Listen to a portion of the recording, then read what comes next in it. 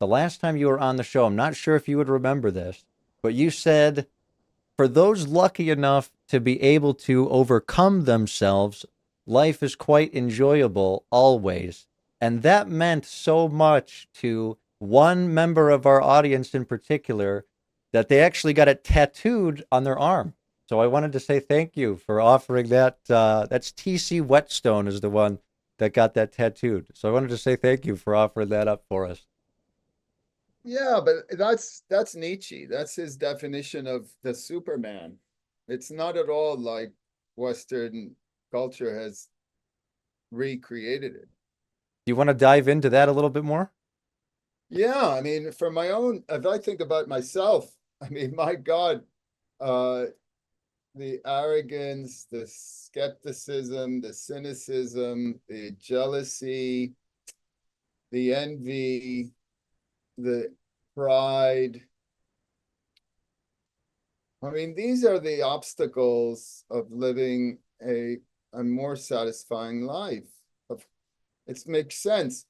And as I interpret Nietzsche, the Superman, you need that is anyone who could overcome these obstacles. It's not like the master man. And and don't let's not get too fussy about the gender, please. I mean, it's just the way it's been phrased. Yes, sure, sure, sure. The master man is just wants to take everything, control everything. It's very different. Do you see, are there figures you might point to, or do you not want to do that? As folks that might be in that master man mindset that we can look at today and say maybe they're living that way. All you have to do is look at our dominating institutions, global institutions, that and what their actions are. Yeah. How have you been feeling since we've talked to you, living in the, the world of these global institutions in a certain way that we all live in? And how has this impacted the things that you're thinking about this past year?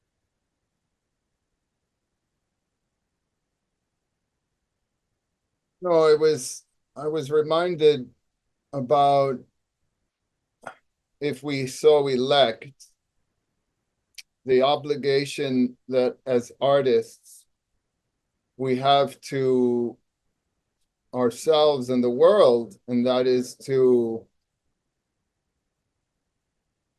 criticize our times. And I'm really truly at a loss at how to approach that in a way that can be as effective as it is in my imagination and in my soul, which it's impossible to even conceive if it's in reality. I think about that a lot too. It feels like, wholesale as an artist, I'm happy to say that I feel like we're seeing a lot of people uh, talking about AI and the ways that that is and isn't influencing. I feel like in the last 365 days since I've seen you, maybe the boom of that alone has been really, really extraordinary. And I'm wondering what you think about the ways that that's affected us, particularly as artists, as animators, as people. This is black technology. We don't know. We don't know. We know some things we could deduce intention, but these memes, I'm calling memes. Now here, if we're talking about AI, what are we not talking about? Oh, what do you mean? I mean, if we if we you don't want to see where your where your gold has been stolen, Hmm. you talk about how the hamburgers are especially juicy today. In other words, it might be some sort of what's that allegory of the cave or something like that. It might be something to entertain us up here while other things are sort of moving, and it's doing its That's my job. take. That's my take. Yeah, I think. Are you familiar with Google's VO3 technology that came out maybe a month ago? I don't care. Yeah, good. Good for you. Honestly, I wish that I aligned with that enough to not know what it is, but it's capable now of reproducing picture perfect imagery that syncs up, made by a computer. You could say, "Show me John R. Dilworth doing XYZ," and it could emulate your voice and lip sync it perfectly. And that released about a month ago. I try not to stay too up to date, but that one hit me, and I that was the first time I felt like this is really this is really a downer that I don't really know how to philosophize my way out of.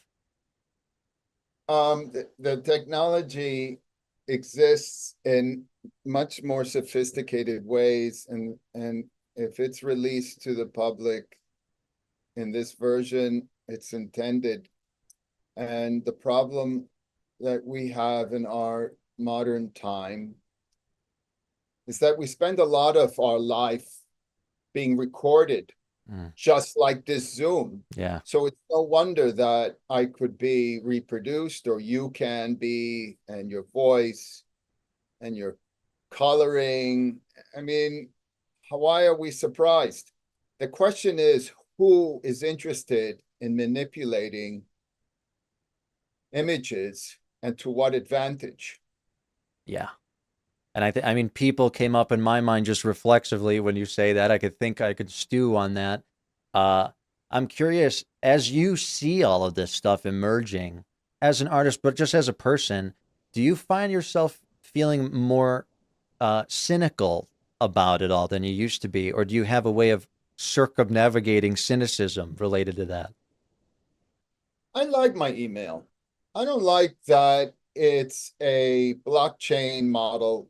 I mean, as the first character I ever typed is there to be reproduced or brought up, let's say. It's a dossier.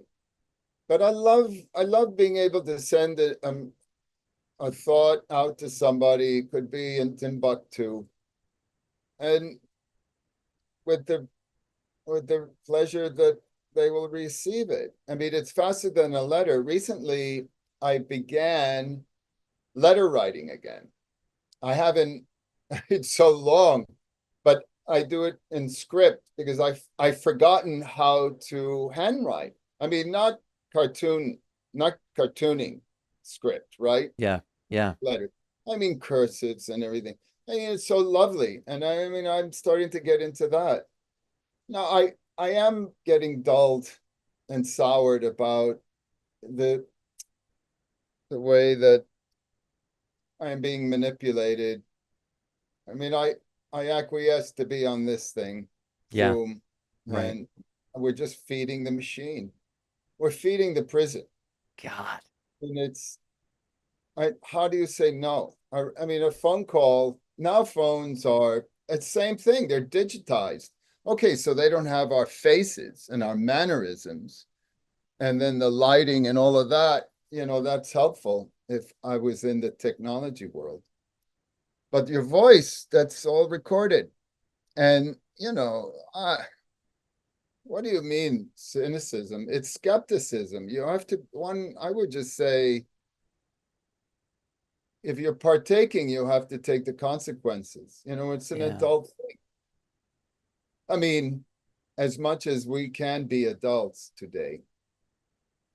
We talk a lot on cartoon therapy about the way that I'll speak for myself. I wanted to say we, but I'll just say me. The way that I've even felt, and I don't mean to say this in a way that promotes cynicism. Honestly, I'd like to think that cartoon therapy is not a show about cynicism, but I like the word skepticism because I think about, it tracks how much screen time I have on my phone. And the farther I go here, I notice the way that my attention is like seized by scrolling or looking at something on my phone. But more specific than that, before smartphones, which have only been around for 20 years, and we're just now starting to see like the psychological impact of long term smartphone use.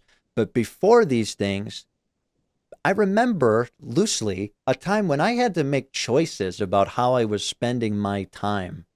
If I was sitting around and I had no stimuli, I had to come up with something to do, something to draw, something to see, take a walk. But what worries me is how much we've removed choice from everyday life because the dopamine hits that you get from just simply scrolling on your phone, there's always something to see. I'm wondering if you could speak to that. Well, you had a couple of different ideas. The concept is uh, uh, your consent, Yeah. our consent to the technology and its use, and how often, and to what other activity or thoughts sacrifice. I mean, it's just too simple. But if one has become dependent, that's another thing. How are you going to break out from, I don't want to say addiction, but Well, how do you how do you break out of that? You go to AA? I mean, I went through that over 20 years ago. I haven't had a cell phone. I had a flip phone, and we've mentioned this. I saw that a dependency was forming, and I didn't want anything to do with it. and you got rid of it. Yeah, I haven't And had one, you still don't. no, in 2 decades. And the Wow. thing is, the world continues to roll. People catch me, they get me. I'm online, like I said, the internet is a great tool, especially for research and scholarship, but it's got, the way that it's there's some unpleasantness behind it. I mean, this is the big manipulation. I remember. It's a fairy tale. It's like Hansel and Gretel in the forest, hungry and alone and tired and scared. And then they see this house that looks warm, smells gorgeous, right? Is inviting. You go right in, man. And then what happens? You get eaten up. Oh yeah. Oh yeah. When I it's reminding me that when I first met you, it was like many years ago, 2016 or something like that. Uh, Where? and you're at your place. I came over. Actually, I had darker hair. Then we had a drink for New Year's. If you remember this is many years ago. And I don't, Vincent, pardon. you had. Well, you actually showed me you had no television in your Oh, I still room. don't have a And I was going to television. ask you, you still don't have a television. No, but you have your laptop. I have a laptop, and if I wanted to, let's say I wanted to get some journalists' analysis on geopolitics, let's say what's going on in Syria or in Palestine or in the Ukraine or in Russia. I mean, I just go on, I'll just go on the internet. I'll just turn the internet on. And as long as that's still accessible to us, which which it's got to be controlled more, to be Yeah, able to lock us all in, to have complete, it's really, I mean, much more intelligent people than and I don't like to repeat it, but I can see it. If people control our pleasures, right, you're not free. absolutely true. Absolutely true. And I love the message of consent because it does come down to a certain responsibility. Like it's one thing to say, well, this thing is seizing my attention and I notice that I keep looking at this app. But at the end of the day, I'm the one pulling up the phone and doing that. So it's a message that I think is strong. We're so tricked now, I feel like, into thinking the idea of not having a smartphone means you cannot live in modern society. When you said you still don't have one, I think all of our like my jaw's dropping. You think like what? We can be free of this? That's possible? Because I don't know anyone in my life that doesn't have a smartphone in their hand. Are we still live? I think we've got a little technical snag.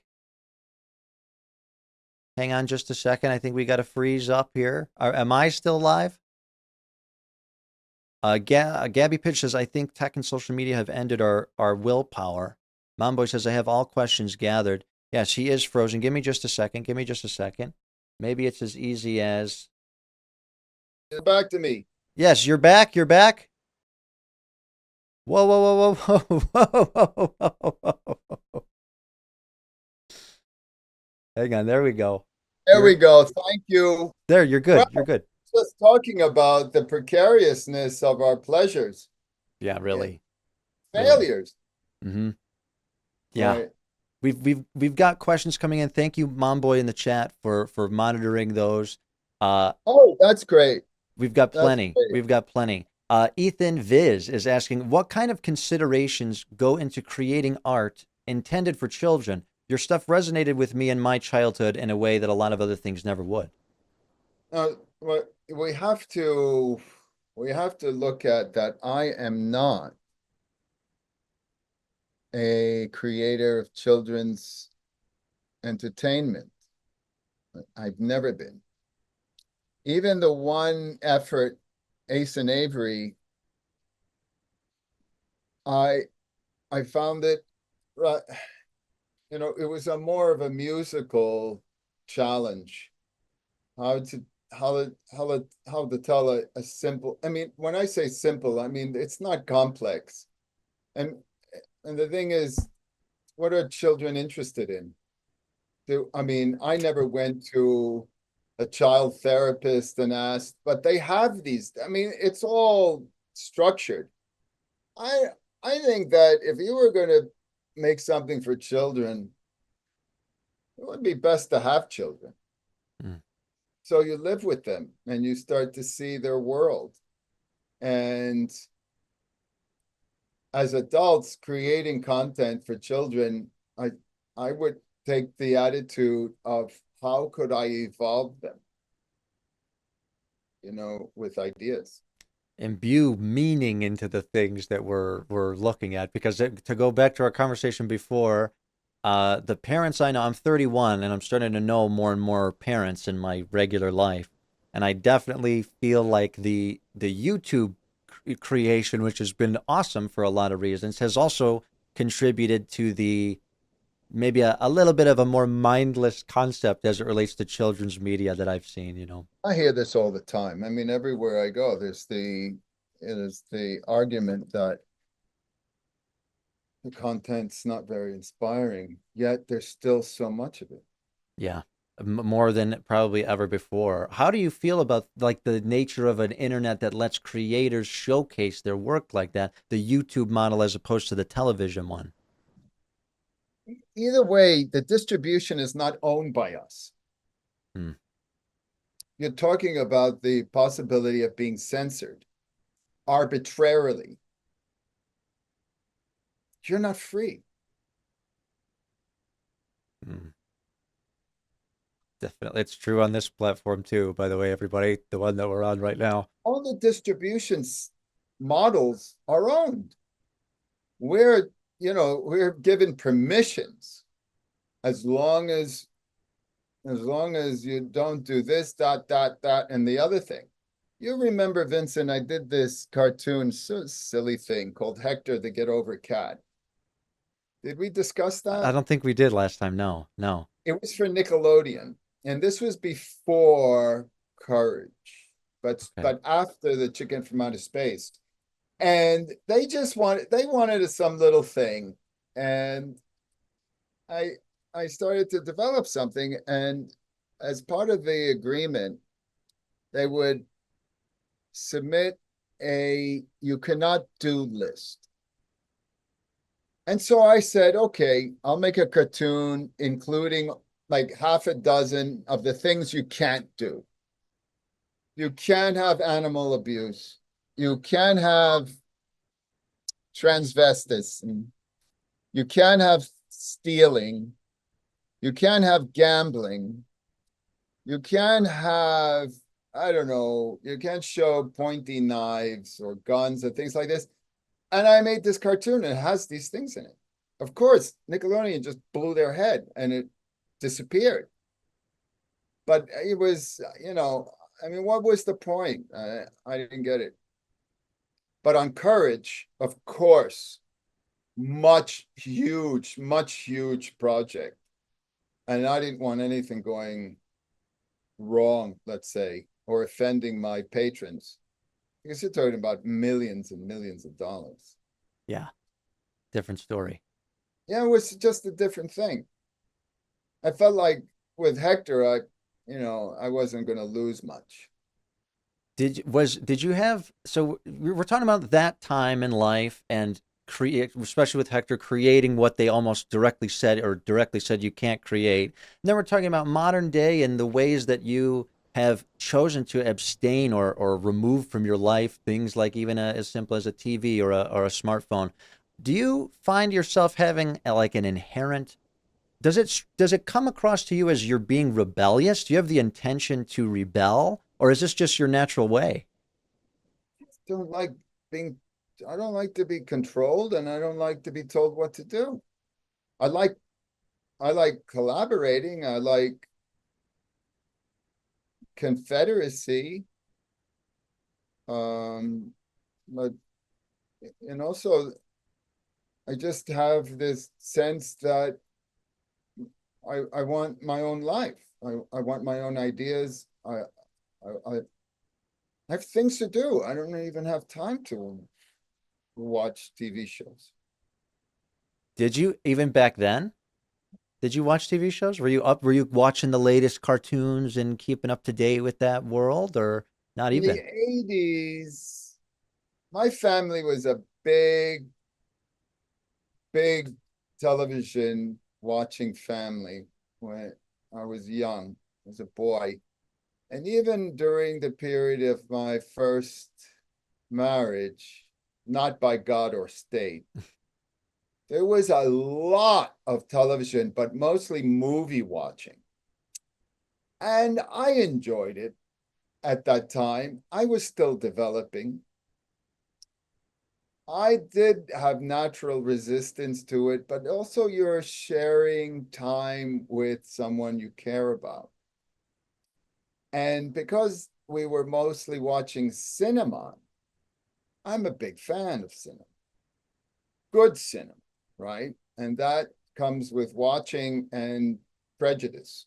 We have to limit the time we have to spend on things like that. Hmm. So what to do? I'm not a rebellious person. I just want to be self-guiding.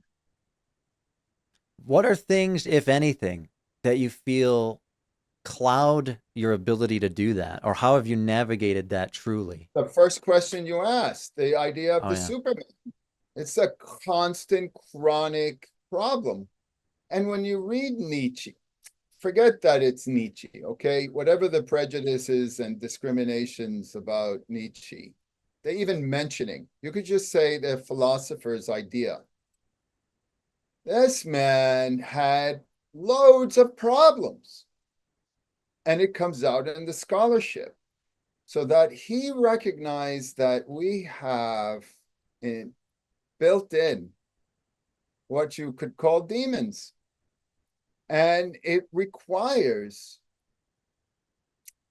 an additional set of skills and resources that must be developed by why, or not, right? Or not. I mean, or you don't do anything. Your life is happy. You got a cell phone, you got you Right, pay right. things like this, you want to get implanted. Okay. I'm sure Uh, that's on its way too. Yeah, that oh, no, no kidding. You just all you have to do is look out the street. Funny Bunny is referring to that as shadow work, and that is, I mean, that's a term. Have you heard of that term? That is what I've heard Of of. course, Yeah, shadow work. It's the work that you're made to do just to accomplish something. It's a waste of life. oh, you mean shadow work? You're saying, Yeah. in the What context, definition did you get? in the context that I'm, yeah, in the Jungian, the context that I'm thinking of, shadow work in like the therapy land refers to Oh, I see what you like the suppressed parts of ourselves, either by society or the nurture, that we re-examine and find again and align with as we age. the things that we're told not to be becomes our shadow. Don't do this, don't do that. And then we have to reestablish a relationship with that shadow. Vincent, there's that the definition of the shadow. I first encountered a definition of the shadow through Joseph Campbell, Mm. studying our friend Jung and Heinrich Zimmer and the rest of these. Originally, the shadow was a shaman of our earliest people living, choosing to live together, right? And the shaman was this curious character you know about that through some unusual interference from the universe, he had special insights. They could do things. They could conjure things. I mean, heal things. And if anything went wrong in that little community, guess who got the fault? You did. Yeah. Shaman. Yeah. So I would think all our definitions about the shadow are correct, because if the human being is considering it, it's got to be so. But I take a more humanistic definition of things and look back at our earliest development and how it's still with us. Yeah, we got smarter and clever and created these meta sciences to define what this is and what that is. But ultimately, it's going to be what we determine it is, right? Mm. Yeah, that's what it reminds me again of Joseph Campbell. He says, "What's a flower?" Right? Really, what's a flower? He says you can take any object, draw a circle around it, and just say that's that. Yeah. I get it. I get it. It's about perception. And go ahead. Go ahead. Did I miss you there? No, I I got a little agree. hiccup. Okay. It's just it. It's so. I know it sounds simplistic, but I'm just an animator. I mean, this is a cartoon show. Yeah. Well, there was and by the way, folks, if you use the question channel point redeem, it'll highlight your questions for me. I know we have quite a few, and I'm going to get to them in just a second. But I actually see quite a few coming in from Hillary. Maybe we'll ask this one right now because it's a little bit on topic. Hillary is asking, "What is your greatest fear? Can you tell us about an action of something you did to overcome it?" Well, I can't. I'm not sitting here thinking about all my great fears. I mean, I don't know who does that. I could tailor a response to your very admirable question by considering the things that are occupying me currently, Yeah. and that would be a prejudice against something I find loathsome. And how do I find the middle ground Yeah. so it doesn't control me? And I'm not misplaced in my either animosity or celebration. Yeah, that one hits home for me too, I have to say. And that's the type of when you said earlier, you can do this kind of insight to try to overcome or not and just go do whatever. That's the or not would have me never thinking about that sort of thing. And there's an allure, I think, to a simpler, less insightful life.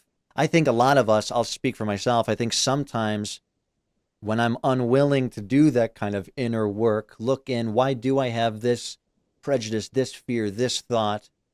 The easy thing to do, of course, is to pull out our phones and not really think about it. And get a Escape. dose, Yeah, right? Get exactly. a Get hit. totally true. Totally. Our brains are wired like the dopamine system releases in us I when don't know that's true. yes. What I don't know that's true. the stuff that That's I'm saying because about dopamine. yeah, I just don't know. I see what you mean. Yeah. Yeah. I mean, these scientists, they get paid This to is say so true. whatever. Yeah, you know what? It's true. I could talk about how we're wired to, get a hit of dopamine when X, Y, and Z, but I really, really resonate with what you're saying about we don't really know if I that's true. We just don't don't know. know. It's part of this skepticism. Yeah. I mean, I just, especially after 2000, I've lost all my complete blind faith in our physicians and metaphysics. Wow. Yeah, What happened in I 2000? Forgive can't, me. if I can't touch it and tell you what it feels like and responsible for its life or death by my actions, it's going to be very difficult for me to be able to say to anybody it's an elephant. Does that make things difficult when it comes to like communication and just sort of general things? It depends on who we're speaking to. Yeah. I mean, I have colleagues that I admire and I love, but have a very, very low threshold to learning new things or things that are contrary to what they've established is their belief Mm. truth. Now, I was listening to a lecture recently, I think it's Mark Passio, and he was talking about something that's really quite interesting. And how do we, as students, teachers, allow for wisdom to enter? Where is that? It can't be on the edges because those are extremes, right? Yes. Naivety, you're a dum dum, and extreme arrogance. I know everything. Don't tell me anything. Right? It's got to be. It's like the Buddhists, the middle way. Where of course, I'm not saying that I give up all my whatever I've accumulated as what I call knowledge. I'm saying that I'm interested in your opinion and Yeah. what you have discovered. Yeah, I think it's so and it's really I really really relate to the core stuff that you're talking about as it relates to that type of skepticism. I remember growing up feeling like people would think, you have to go. I had atypical approach to like after high school life. Everyone, you have to go to college and you have to do this, and even if you want to learn animation, you gotta go to one of these schools and you gotta kind of do this certain way. And I think that the more people I talk to on the internet, as opposed to the people I know in my real life, that polarization I feel is even stronger because there's this idea that there are objective truths that we're supposed to subscribe to or unsubscribe to. And if you're somewhere in the middle, the internet does not have a healthy relationship, I don't think, with nuance or skepticism or individualism in that way. Do you know what I mean? I'm just not a digital guy. Yeah. And in terms of objective truth, I mean, what is that? What's the universe? Uh, you could talk about objective truth in the term in terms of moral justice and moral rights, that human beings are individuals and we have truly indomitable rights that should not be imposed upon by others, right? Is that Right. an objective truth? I mean, Clearly, not trees everyone thinks that. Yeah. don't have a way to protest. Mm. Trees don't have a way to demur, to not comply, but we do. Just the thing is that you had a couple of ideas in there that the objective truth thing was a hot one, and I forget the thing about going to school. Education is beautiful. It really, I mean, there's so many interests to pursue. The best for me has been one that has involved physical contact. being with my peers and my colleagues and professors and the swirl and stink and noise of human beings together in pursuit of their individual aspirations. It's when I personally feel that I am at my best, when I'm in pursuit of that. And to share rooms with people that are also in pursuit of that is, I think, a feeling that is, yeah, I agree, unmatched. I can't sit in front of a digital, uh, whatever this thing is, and and and learn something. I gotta do things. I gotta touch things. I gotta pick up a book. I'm just, yeah, alinear. But if I'm animating, Vincent, when I'm animating, whole universe disappears. And I'm just doing my thing. You've reached the like it's like you get into a flow. I It's don't know. I don't I admire that. know what is. I I don't admire know if that. it's the flow or whatever, but you're I'm transcending, let's say, the chair I'm sitting on. Yeah. And I don't even know if it's a time travel issue, but it's definitely I'm jettisoning the physical containment. I mean, I need my things, my arms and hands and eyes, Yeah, right? yeah. For animation. Yeah. Was it always like that for you? Is that what drew you to it? I just wanted to make things move. And Yeah. also, I had a skill for it. I didn't have to work very hard for it. The stuff that I'm not good at is being polite, being civil, having manners, not upsetting executives, Ooh. not being self-destructive, especially in my career. Um, trouble, anger. I mean, these are the human Hmm. issues, right? Do you So have the animation was just a gift. did you just had it innately or maybe? It was just, I was not, they call it, I was naturally born that with it. But what did I do with it? I mean, that's the thing you'll have to judge. That's what we will all judge ourselves and others. What have you done with your God-given gift? And then I don't want to be misunderstood. I don't consider my skills to be extraordinary.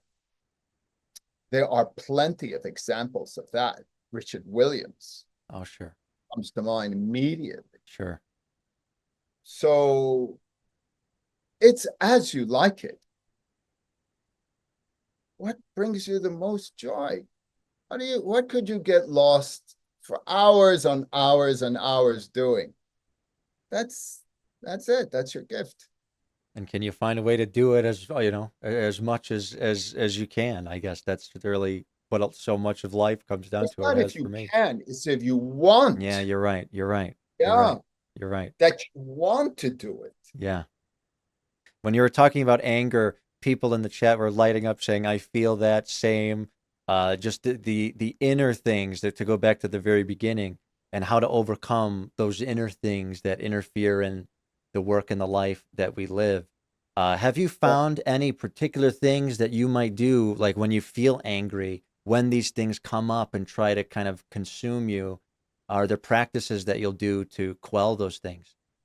Oh, Terence McKenna, who was a cosmonaut of the psychedelic world and of plants and the mysteries of that, he often would recommend when things got a little too hot, singing, moving the energy around in front of you, song.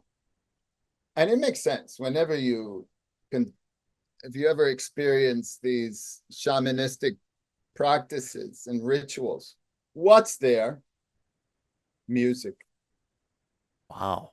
dance, song, and they're there to help. It's very similar to the stained glass of cathedrals. You know, some say that they're there for those that need the illustrations. Hmm. It's really incredible stuff. And it's resonating big time in the chat because everyone's saying, yeah, yeah, yeah, yeah, absolutely. I feel that music is so good for that.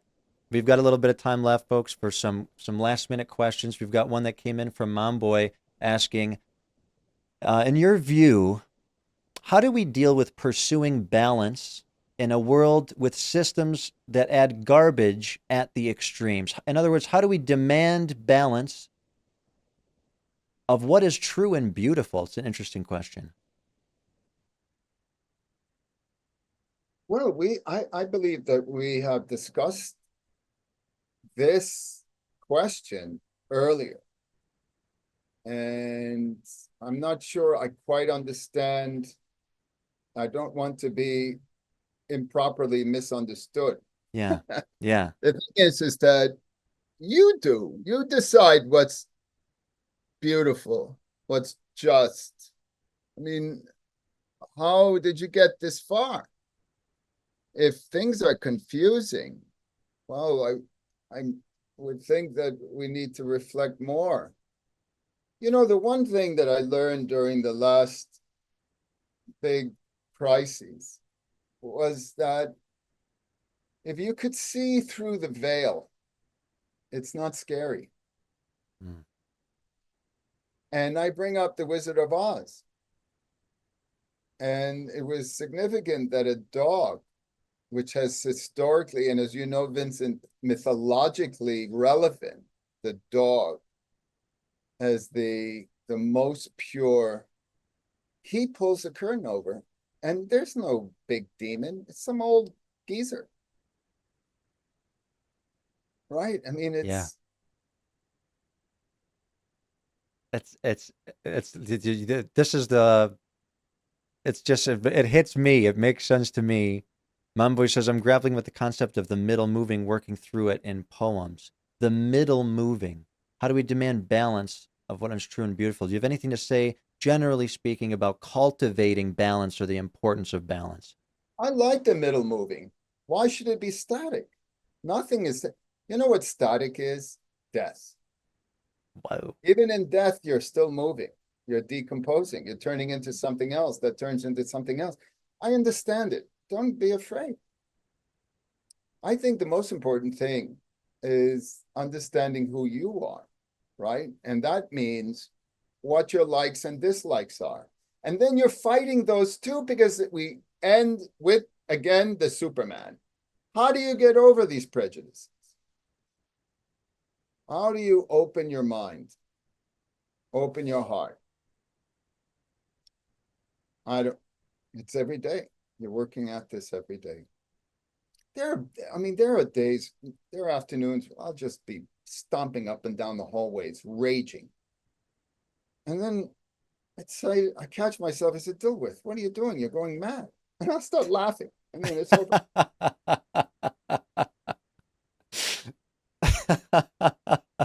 You know what? I think I have those days too, but I could use the laughter part to break the ice a Thing little bit. is not to take ourselves so seriously. Yeah. That's Superman. Superman, the analogies for Superman are what other words would you use? Like ego, things like that. I don't know. That's recent. I mean, Freud was okay. Freud was a contemporary of Nietzsche. They were all hanging out over there in the German land together, exchanging ideas, and it must have been a great revolution intellectually. But I don't know. I mean, I'm not even certain that it all is makes sense to me.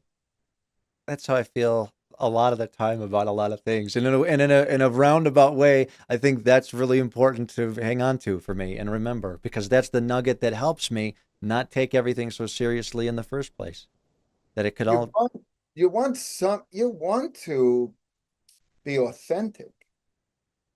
I'm not I'm not saying be careless and through inadvertence create circumstances which are not beneficial to you.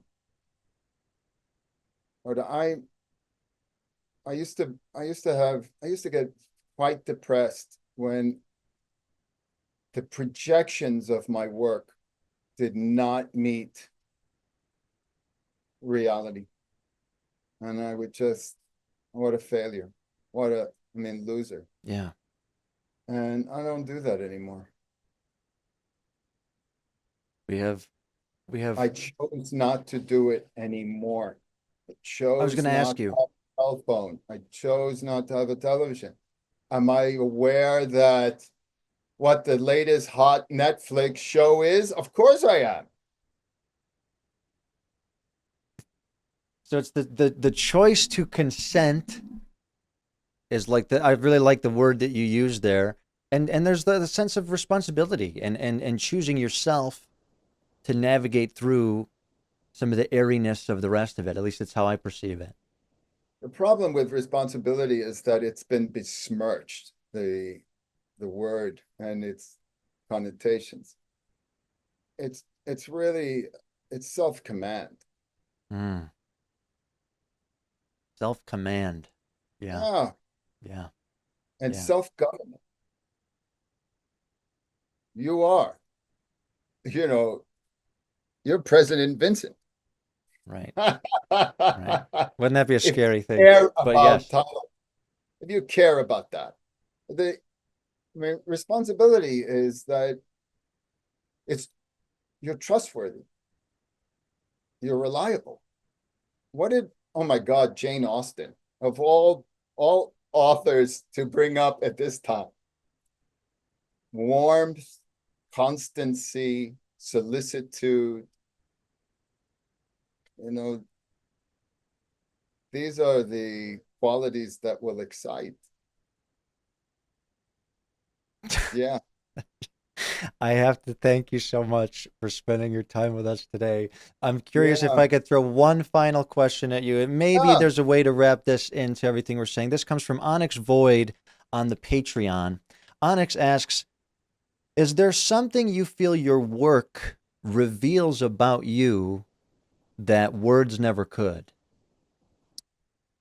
Every piece. But then it's no longer me. It becomes you. Because if you see something, then it's us. Let's leave it there. What do you say? Yeah, Thank you. yeah. Thank you so much. Thank you so much. Can we get a round of applause in the chat for For John Dilworth being for here a with us? whole community of people that are interested in people. Yeah, we've got all of Awesome. John's links at the top. I hope you'll come and join us again, maybe sooner than a year. There's never a shortage of stuff to talk about. Thank you so Well, much for your time. yeah, our recurring anniversary. Yeah, thank you. We'll see you sooner than later, I hope. Thank you Well, so you know much. what I say, Go ahead. stay animated.